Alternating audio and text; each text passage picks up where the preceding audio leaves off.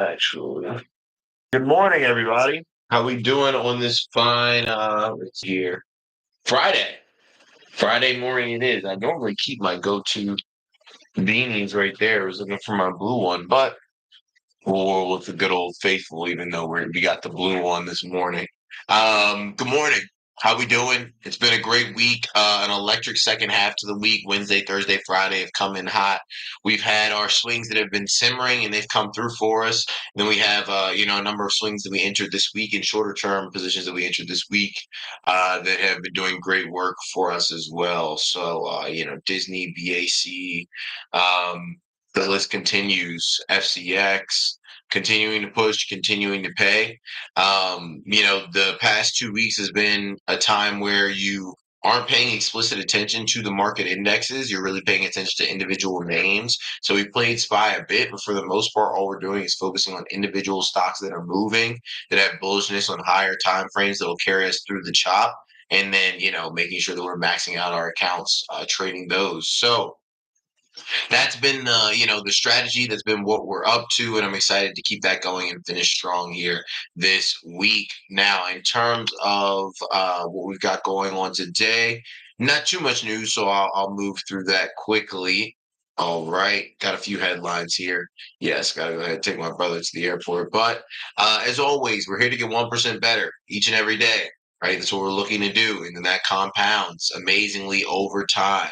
Um, so make sure that you throw your one in the chat, signifying your intention to get 1% better today. Finish strong on this fine Friday, and then we can push through and continue to accomplish our goals. And most especially, make sure that our money is working for us in markets as it has been so beautifully this week. Now, top news, game of Monopoly. The federal government is not letting big tech out of its sights as the Biden administration hardens its playbook by taking a much tougher stance on antitrust. Last year, the DOJ filed a suit against Google over digital advertising, which comes on top of a legacy trial that focused on internet search. The Federal Trade Commission has also sued Amazon for illegally maintaining a monopoly by stifling competition. While the agency is also going after Meta in an attempt to unravel its acquisitions of WhatsApp and Instagram. So we've got just a big, the Biden administration has been very tough, the Federal Trade Commission, all the regulatory bodies on any deals going through. But now it looks like they're renewing that fight with big tech, here during the election year. So it looks like they're really going after all of them, but Apple definitely bared the brunt of their wrath yesterday. But here, right on this, we've got last year DOJ against Google with digital advertising, the FTC sued Amazon, right? And then we've got, the FCC also going after Meta. The issue with WhatsApp and Instagram is that the back ends of all those are already integrated now. So there is no breaking those up, even if they were to rule something, having to deal with antitrust or that it was anti-competitive. They can't break them up now because in order to, break up Instagram and Facebook and WhatsApp, you would literally have to unravel all three of the platforms, and that's just unreasonable at this point. Next up, though, it was only a matter of time, but Apple has finally made the hit list. Quote, Apple employed a strategy that relies on exclusionary anti-competitive conduct that hurts both consumers and developers, U.S. Attorney General Merrick Garland declared, accusing the iPhone maker of violating federal antitrust law by monopolizing the smartphone market. Quote, consumers should not have to pay higher prices because companies break the law. Following the news on Thursday, Apple shares slid 4% into close, erasing over 110 billion in market value and bringing the stock's year-to-date loss to 11%. 2024, baby, it's a wild time. The DOJ's allegations range from Apple violating the Sherman Act by using its iPhone to prevent other companies from offering competitive services like digital wallets to limiting the functionality of hardware and making it difficult for users to switch and communicate with competitive devices such as Android phones, which is 100% true, right? We all know that. There's no reason that they should have made text coming from a non-Apple phone green, right? That's literally alienating people. That's like if we all had to, I don't even know. I don't even know what it is, but it's like there's nothing like it. And it's just because Apple made it normal doesn't mean it should be normal. And I'm an Apple person, right? I got AirPods, got the iPad, got the iPhone. Um, but it's one of those things where they did make it very difficult if you're trying to use something that wasn't a native Apple product. They didn't even attempt to integrate it. In fact, they made it very, very difficult. I mean, you had a different freaking charger for your iPhone for the longest time until that was changed, from everything else. Everything else is USB-C, but your iPhone is that lightning cord. So I mean, they're not wrong. It's just one of those things where now we'll see if Apple ends up having to pay the piper for it. But they're definitely a gang, right? An exclusionary gang and a conglomerate that makes you feel some type of way. But that, core ethos is also what pushes Apple to be so successful because they have that cult like following where if they drop something, you know, we've got to be on it. Let's see here. Okay. So, okay. So the DOJ's allegations range from Apple violating the Sherman Act. We talked about that. Quote, if successful, it would hinder our ability to create the kind of technology people expect from Apple, where hardware, software, and services intersect. Apple responded in a statement. It would also set a dangerous precedent, empowering government to take a heavy hand in designing people's technology. In terms of seeking alpha commentary, the quantum mental investor said the lawsuit is another headwind for Apple, while the timing couldn't have been worse given the sentiment that the company has been, quote, left behind in the AI gold rush. That is 1000% true. I mean, this, news is coming at a time where Apple was trying to get something going after being beaten down all year, and that was just viciously squashed, right? In probably 2 days. Apple broke the daily downtrend. What was that? Wednesday, and then it pushed high. Excuse me, no, Tuesday. Broke it on Tuesday. We had the Fed Day Wednesday, so it's kind of like, you can get an Apple if you want, but just recognize we've got that Fed Day. Then we entered Apple before Powell got on because it just had a great hourly bull flag breakout, right? Looking very bullish. We enter an Apple trade. Powell comes on. Apple cashes out. It's amazing, right? Still looks like there's a good opportunity next to swing, right? So some more Apple calls on my part were called out before close. Then we get this news overnight, and Apple just gets mollywopped there in the morning. So that's one of the reasons too why it's never like it wasn't a load the boat situation on Apple, even breaking that daily downtrend, right? We took things cautiously and with good reason, given how things turned out. So, Apple paid us on go round number one. If you had it for go round number two, didn't really work out, but luckily, Disney, BAC, FCX, GPS, Microsoft, DKNG, all of those came in very clutch to make sure that we still had a cushy into the week. But yeah, at this time where it really is becoming more and more apparent that Apple has nothing when it comes to AI, this is not well timed at all. Like everybody thought, oh, they must have something coming down the pipeline, and Apple's kind of sitting there like, do we? Do we? And they don't, based off of the news that they dropped that they might be looking to use Gemini, Google's AI, which I like and I don't have a problem with. But it's been getting a lot of heat because it had the inability to essentially create images with white people, even like founding fathers. Let's say founding farmers. Someone's hungry. Even with founding fathers and things like that, like they were people of color instead of just white people, right? So Gemini came under scrutiny for that. But even in the heat of that, Apple's like, "We need you. We need to partner with you," which I feel like is tough look. So yeah, Apple down in the dumps, but that's been the story for all of 2024. Apple and Tesla, two absolute juggernauts, right? Both flopping around in the mud for now. IPOs, Reddit recap shares of social media platform Reddit, ticker RDDT, soared in their market debut nearly 50% to over $50 a share on Thursday, marking another success after semiconductor firm Astera Labs' recent IPO. Reddit raised $748 million in the $1 million in the offering, selling 22 million shares amid strong investor appetite for all things AI related. Let me hammer this home again. I do not care, right? There have been plenty of IPOs that come out. Oh, this IPO is up 50%, 75%, 175, 200%. It will come down, right? Like I don't, this does not at all change how IPOs have moved for the last 1,000 years, right? You become public, there may be a lot of hype around you, there might not, that hype will die eventually. Those, pre-IPO investors, their lockup period will end. They will sell their shares in order to, lock in their profit. It has to drop, right? So even with it opening, it can go up first, but I'm never a person looking at IPO like, daggone it, I missed out on the next Apple or the next Nvidia, and they just came out and now they're 50% more expensive. Wait, patience, right? Patience in this game is spelled with a Y. Paytience.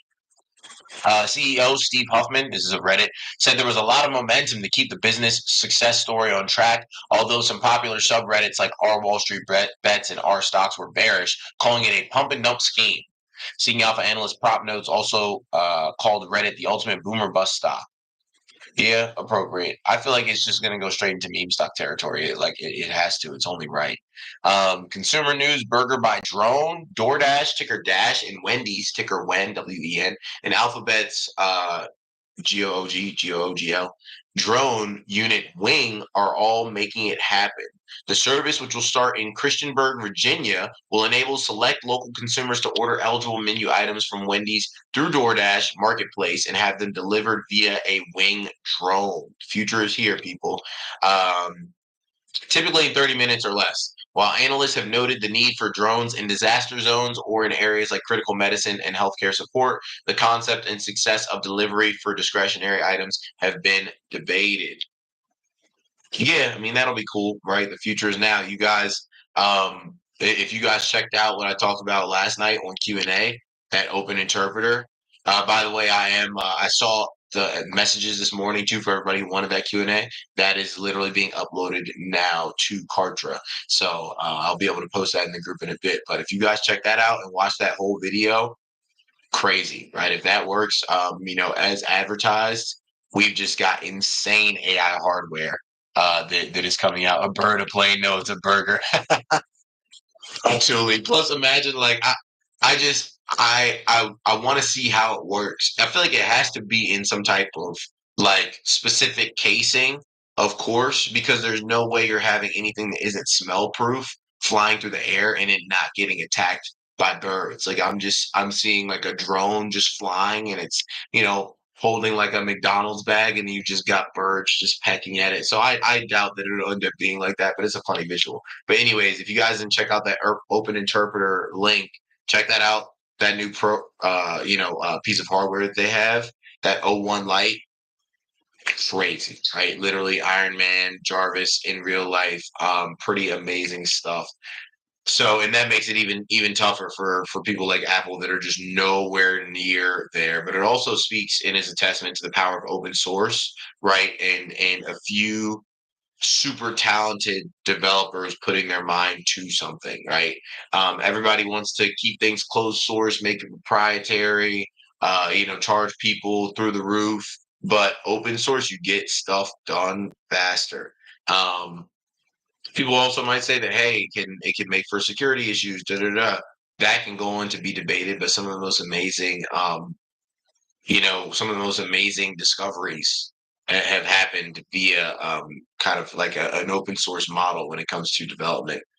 So really cool futuristic things going on. In terms of earnings, movers and shakers, a number of notable names just disclosed their quarterly numbers as the Q4 earnings season comes to a close. Micron surged to an all-time high after Wall Street called it the next AI beneficiary, following a set of results and guidance that blew past expectations. FedEx also soared 13% after hours on Thursday after its express unit delivered a strong quarter. Not all were so fortunate, especially in the apparel sector. Nike initially rose, but fell 5.6% after hours after the company's outlook disappointed investors. Nike's a company that's got to get it together. They have admitted recently that they have no innovation. They have nothing new coming down the pipeline. They're bringing back all these different retro designs and models because they have not come out with anything new, anything to change the mold. Let's see here. After the company's outlook disappointed investors, and Lululemon tumbled 11% amid full year guidance that landed short of expectations. That is a rare miss for Lulu. One of the reasons why I'm glad that we're not too prescribed to earnings season tomfoolery, chicanery, machinations, just because even clutch companies like Lulu that tend to really crush things, they can get crushed every once in a while. So today's markets in Asia, Japan, we're up 0.2%, Hong Kong down 2.2, China down 1%, India up 0.3%. In London, the footy up 0.8, Paris down 0.1, Frankfurt up 0.1, the Dow up 0.1, S&P up 0.2, NASDAQ up 0.1%, crude up 0.2%, gold down 0.7, Bitcoin down 3.3%, 64,788. Today's economic calendar, we've got Powell at 9 a.m. Uh, what else? So Powell literally on now. That can affect things, how we're moving. And then we have a few other members of the Fed, Jefferson and Barr. Obviously, none of them are going to move the market like Powell can. We'll see how long Powell is on, but that can affect how we move headed into open. And we'll finish up here with our rapid fire stock news rundown. World's first pig to human kidney transplant performed in U.S. Okay. Medicare expands coverage for weight loss drugs. Papa John's CEO takes Shake Shack top spin. What?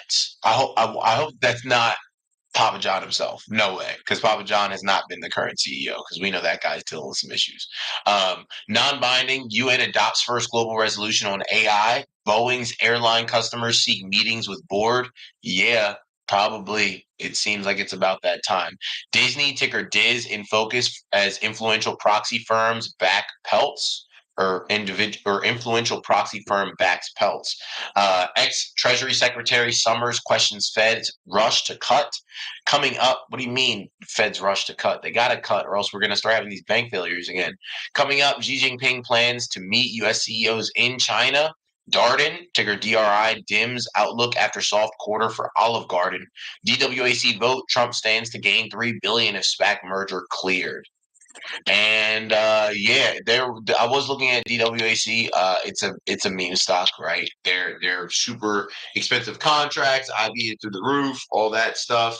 I was checking it out yesterday, just like looking at the option chain and stuff, and there were definitely some put volume, some put volume blocks that were coming in on DWAC. So for all my degenerates out there that have had a great week, right? And maybe you're looking to go to the casino, gamble some money. DWAC puts are on the table for if that deal does not go through. If the merger doesn't happen, DWAC is dead. And it's literally just an empty husk again, right? Without a company to merge with, it's just a SPAC that has no business, no business model, no anything. So DWAC can drop precipitously, but also those contracts are super expensive.